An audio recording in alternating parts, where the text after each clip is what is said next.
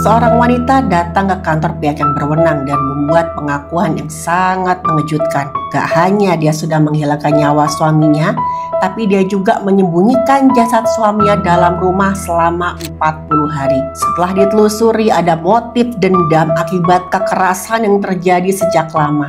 Sampai akhirnya dendam sang wanita pun menumpuk dan dia memutuskan untuk melakukan hal yang sangat mengerikan. Pelaku melakukan ini secara sangat terencana dan sebenarnya gak ada yang curiga. Sampai akhirnya pelaku pun menyerahkan dirinya sendiri. Alasannya karena dia sadar kejahatannya tidak bisa dia tutupi selamanya.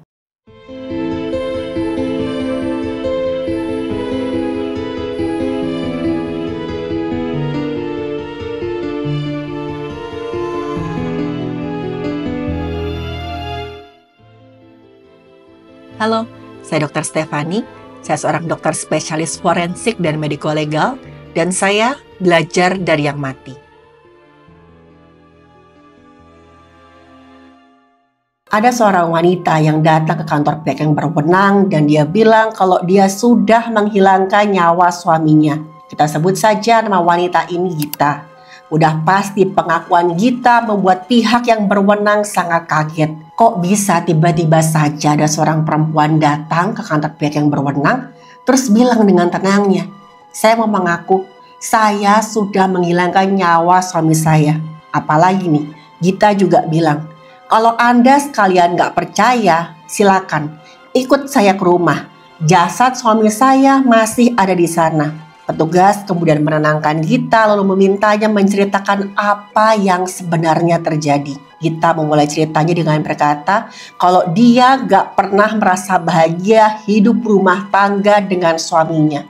Sama sekali gak pernah bahagia. Jadi Gita sama suaminya, kita sebut saja namanya Fatur, sudah menikah selama 10 tahun.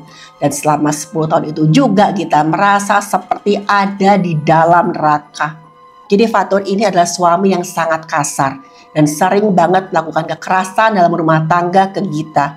Padahal katanya Gita ketika mereka pacaran, Fatur itu adalah orang yang sangat baik. Sikapnya selalu manis, kata-katanya sopan, pokoknya menunjukkan sosok calon suami yang sangat ideal. Hal tersebutlah yang kemudian membuat Gita yakin untuk menikah dengan Fatur. Dan begitu mereka menikah tinggal satu rumah, semuanya berubah teman-teman. Kita bilang, saya tuh bahkan gak pernah merasakan manisnya bulan madu. Karena semuanya tertutup dengan sikap Fatur yang gak cuman kasar, tapi juga sangat-sangat manipulatif. Mulai dari kekerasan mental, kekerasan fisik, semua tuh udah kayak makanan Gita sehari-hari. Selalu dia terima dan dia tahan. Tapi anehnya teman-teman di luar rumah, Fatur itu menunjukkan sikap yang ramah, santun, sayang keluarga pada orang lain. Jadi gak ada yang curiga dan gak ada yang percaya ketika Gita bercerita tentang sikap Fatur yang kasar. Mereka semua berpikir Gita mengada-ngada. Fatur itu baik sama semua orang, kok masa sih dia gak sayang sama istrinya. Sikap kasar Fatur ke Gita semakin hari semakin menjadi-jadi. Fatur sering banget menghina Gita dengan kata-kata yang kasar dan merendahkan. Menghina fisik, menghina tingkah lakunya Gita, semua dilakukan oleh Fatur. Nah apalagi teman-teman, Gita juga dikendalikan secara finansial oleh Fatur. Pokoknya Gita gak boleh megang uang banyak-banyak, dikasih secukupnya aja. Dan semua keuangan dipegang oleh Fatur. Puncaknya nih, ketika Gita dituntut oleh Fatur untuk memberikan sebagian harta warisan dari keluarganya. Padahal saat itu kondisinya kedua orang tua Gita masih hidup. Udah pastilah belum ada warisan yang bisa dibagikan atau diambil. Tapi Fatur gak mau tahu dan menuntut Gita untuk menjual bagian warisan rumah orang tuanya. Katanya Fatur, uangnya nanti akan digunakan untuk membantu keuangan keluarga mereka. Karena Fatur mau mulai usaha dan sudah pasti dia butuh modal. Saat itulah Gita merasa sangat terpojok. Dia nggak bisa bilang ke orang tuanya minta warisan. Kan orang tuanya masih hidup, kan nggak etis ini. Di sisi lain Fatur tetap nggak mau tahu. Biarpun Gita berkali-kali menjelaskan ini nggak mungkin aku minta ke orang tuaku. Harta warisan mereka nggak bisa aku utak-atik selama mereka masih hidup. Bukannya mengerti, Fatur malah marah-marah ke Gita. Dia bilang, kamu itu bener-bener istri yang gak becus ya, gak pernah bisa membantu suami. Gita semakin sakit hati, dia merasa gak pernah cukup baik di depan Fatur. Hari demi hari tekanan itu terus menumpuk. Sampai satu hari, Gita pun meledak. Dia udah gak bisa lagi maklumi semua sikapnya Fatur. Dan dia gak bisa lagi melihat Fatur sebagai seorang suami. Dan di matanya saat itu, Fatur adalah seorang musuh yang harus dia singkirkan. Suatu hari ketika Fatur sedang bekerja, Gita pergi untuk membeli dua zat yang sangat berbahaya. Yang pertama adalah zat yang biasa digunakan untuk memburu ikan. Kalau sampai tertelan, maka zat ini akan segera diserap melalui saluran pencernaan dan masuk ke dalam pembuluh. Di pembuluh, zat ini akan menghambat enzim yang bisa digunakan untuk mengikat oksigen. Nah, akibatnya sel-sel tubuh tidak bisa menggunakan oksigen. Sel-sel akan mengalami kegagalan sistem sehingga orang yang menelannya akan kehilangan nyawanya. Gejala yang muncul ketika tertelan awalnya terjadi gangguan sistem saraf pusat seperti gelisah, bingung, kejang-kejang, hilang kesadaran, sampai koma. Detak jantung akan semakin cepat karena tubuh ingin mengalirkan oksigen yang ada di cairan tubuh ke organ-organ yang penting. Tapi di saat bersamaan oksigen nggak bisa masuk ke dalam sel-sel. Lama-kelamaan organ pun menyerah. Kulit bisa kelihatan merah terang karena cairan tubuh tetap kaya oksigen, tapi sayangnya nggak bisa masuk ke dalam sel-sel. Selain itu, kita juga memberi satu zat yang biasa digunakan untuk membasmi hama. Walaupun begitu, zat ini juga sangat berbahaya kalau sampai tertelan manusia. Karena umumnya zat ini mengandung antikoagulan atau zat yang mencegah pembekuan pada cairan tubuh. Pada jumlah besar, maka kemampuan cairan tubuh untuk membeku akan menurun secara drastis. Terjadilah kebocoran cairan tubuh pada beberapa organ secara spontan. Ditandai dengan adanya bintik-bintik merah di kulit menandakan adanya pembuluh yang bocor. Gejala lain mencakup buang air kecil warna merah karena urin bercampur dengan cairan tubuh yang bocor. Dan yang paling fatal jika pembuluh di otak mengalami kebocoran, sehingga terjadilah gejala seperti stroke. Kalau tertelan, gejala yang muncul adalah kebocoran cairan tubuh pada gusi dan hidung di awal. Kadang pembuluh di saluran cerna juga mengalami kebocoran spontan, sehingga orang akan muntah-muntah di mana sisa makanan yang keluar akan bercampur dengan cairan tubuh. Kita memilih untuk menggunakan dua zat ini demi membalaskan dendamnya ke Fatur. Setelah beli dua zat berbahaya itu, Gita pun memulai rencananya. Rencana yang sudah dia susun secara rapi.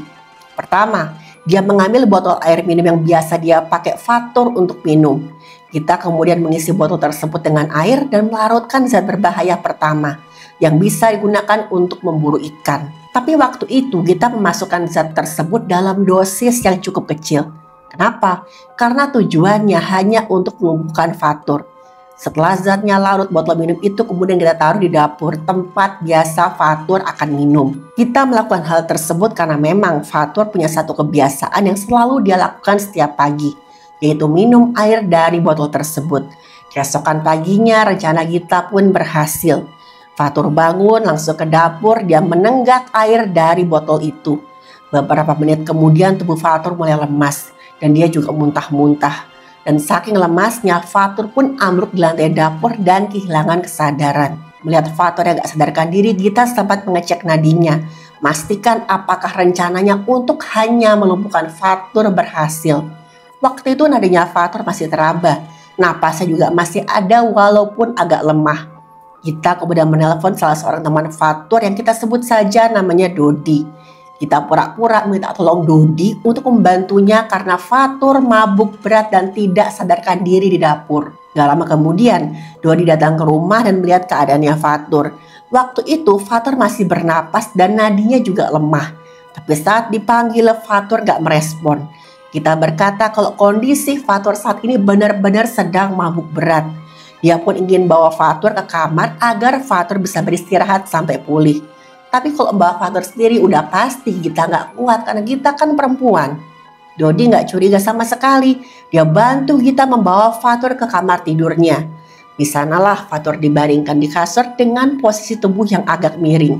Gita pura-pura berterima kasih dan minta maaf pada Dodi karena sudah merepotkannya. Dodi pun berpamitan ke Gita tanpa curiga. Dia juga berkata semoga Fatur lekas pulih lagi. Dan ketika Dodi pergi barulah Gita memulai tahap berikut dari rencananya. Dia ambil balok kayu yang cukup besar, dia hantamkan itu ke kepala Fatur berkali-kali. Dan pukulan ini sangat fatal teman-teman, karena mengenai bagian belakang kepalanya Fatur. Di area belakang kepala kita ini ada otak kecil dan juga batang otak. Kedua bagian otak ini mengatur fungsi vital seperti keseimbangan, koordinasi, pernapasan, dan juga detak jantung. Ketika terjadi hantaman cukup besar, memang ada tengkorak di situ. Tapi kekuatan hantaman akan menjalar dari tulang tengkorak ke otak kecil dan juga batang otak. Dan efeknya nggak main-main. Kedua bagian ini akan mengalami cedera yang menyebabkan gejala serius.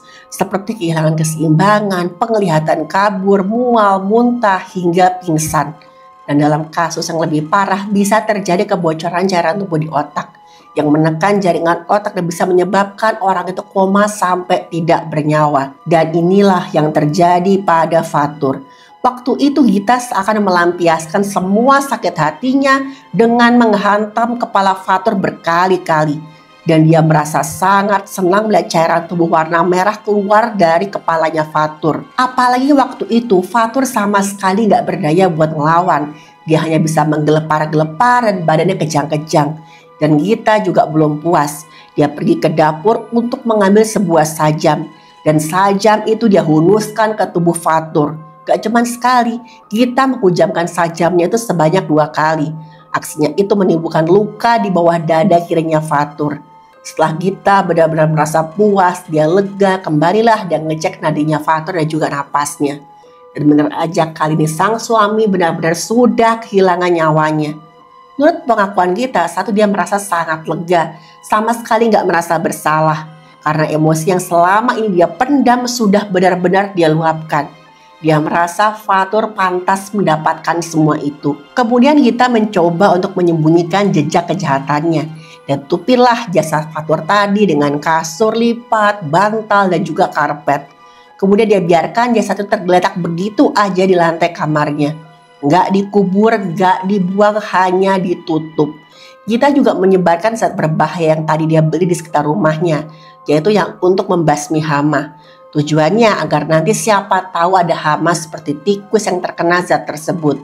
Kalau ada tikus yang akhirnya kehilangan nyawanya dan jasad mulai membusuk, maka bau dari jasad Fatur akan sedikit tersamarkan. Ya benar aja, setelah dia menyebarkan zat tersebut, banyak banget tikus yang akhirnya nggak bernyawa setelah mengkonsumsi zat ini. Udah pasti, hama tikus tersebut menjadi bangkai dan memunculkan bau busuk. Kita sengaja nih nggak membuang semua bangkai tersebut. Karena kok ada tetangga yang mencium aroma menyengat dari rumahnya, Gita bisa beralasan itu bau dari bangkai tikus yang belum dia ketahui lokasinya. Kalau ada tetangga yang menanyakan di mana suaminya, Gita bilang nih, kalau Fatur sedang ada tugas dinas di luar kota selama beberapa bulan. Selama 1 minggu Gita masih tinggal di rumah itu bersama jasad suaminya yang mulai membusuk. Bayangin aja dari jasad yang masih segar, membusuk sampai yang namanya cairan pembusukan itu melebar kemana-mana. Dan dengan tenang, Gita pun beraktivitas seperti biasa walaupun tinggal di rumah bersama jasad suaminya. Di minggu kedua Gita udah benar-benar gak tahan dengan bau busuk dari jasad suaminya. Dia juga mulai ragu nih, apakah dia bisa selamanya menyembunyikan jasadnya Fatur? Apalagi beberapa orang tetangga ada yang mulai mengeluhkan bau busuk dari rumahnya Gita. Tapi mereka tak menyangka kalau itu adalah bau bangkai tikus. Gita pun mulai menjual satu persatu perabot rumahnya. Tujuannya supaya rumahnya kelihatan kosong. Dalam pikiran Gita kalau rumahnya kelihatan kosong pasti nggak ada yang akan masuk ke dalam rumahnya. Setelah rumahnya kelihatan kosong barulah Gita pindah ke rumah saudaranya untuk menjauhi bau busuk dari jasadnya Fatur yang semakin menjadi-jadi. Pada tetangga Gita beralasan dia nggak tenang tinggal sendirian di rumah selama Fatur pergi. Dia merasa lebih tenang tinggal di rumah saudaranya. Walaupun setiap beberapa hari nih teman-teman Gita datang ke rumah untuk memeriksa jasad suaminya. Hari demi hari berlalu Gita semakin dihantui rasa bersalah. Bahkan dia sering bermimpi buruk dan merasa ketakutan seperti diteror. Apalagi kondisi jasad suaminya juga semakin membusuk. Akhirnya setelah lebih dari 40 hari Gita pun memutuskan untuk menyerahkan dirinya ke pihak yang berwenang. karena dia sadar kalau kejahatannya nggak bisa dia tutupi selamanya. Mendengar pengakuan Gita, pihak yang berwenang pun langsung bergegas menuju rumahnya. Ketika pihak yang berwenang masuk ke rumah itu, mereka langsung dihantam bau busuk yang sangat-sangat menyengat. Dan benar aja teman-teman, di kamar tidur mereka melihat ada gundukan yang terdiri dari karpet, kasur lipat, dan juga bantal. Yang saat diangkat kelihatan ada jasad manusia di bawahnya. Itulah jasad Fatur yang sudah disembunyikan selama 40 hari. Pihak yang berwenang pun membawa jasad Fatur untuk dilakukan otopsi oleh pihak forensik. Hasilnya luka-luka yang ada di jasadnya Fatur sama seperti yang dijelaskan oleh Gita. Ada perlukaan di bagian belakang kepalanya dan juga luka bekas tajam di bagian bawah dada kirinya. Luka-luka tersebutlah yang akhirnya membuat Fatur kehilangan nyawanya. Sedangkan zat berbahaya yang ditenggaknya diperkirakan hanya membuat Fatur itu pingsan, tidak sampai kehilangan nyawa. Selain itu, pihak yang berwenang juga melakukan olah TKP untuk mencari beberapa barang bukti lain. Akhirnya mereka menemukan sebuah sajam dan juga balok kayu yang dipakai Gita untuk menghilangkan nyawa suaminya. Pihak yang berwenang pun juga meminta keterangan dari para tetangga. Mereka semua bilang sebenarnya ada yang mencurigakan dari Gita. Masalahnya, sehari sebelum Gita menghilangkan nyawa suaminya, para tetangga mendengar ada suara pertengkaran yang sangat keras dari dalam rumah. Dan setelah kejadian itu, Fatur gak pernah kelihatan lagi. Hanya Gita yang kelihatan sering keluar masuk rumahnya. Makanya ketika tahu kok ternyata Gita menghilangkan nyawa suaminya, semua warga kaget. Mereka semua gak nyangka kalau Gita bisa melakukan hal sekejam itu pada suaminya. Setelah bukti-bukti dikumpulkan, Gita pun menjalankan proses hukumnya. Gita didakwa atas pasal penghilangan nyawa secara berencana. Dia pun terancam menjalani hukuman yang cukup berat sampai hukuman maksimal. Dan sampai saat ini Gita masih menjalani proses hukumnya. Teman-teman, saya berdoa semoga nggak lagi ada kejadian yang berawal di kekerasan seperti ini. Karena kekerasan apapun itu, apalagi dalam rumah tangga, bukanlah jawaban dari semua masalah. Terima kasih sudah menonton video ini. Saya Dr. Stefani, sampai jumpa di episode berikutnya.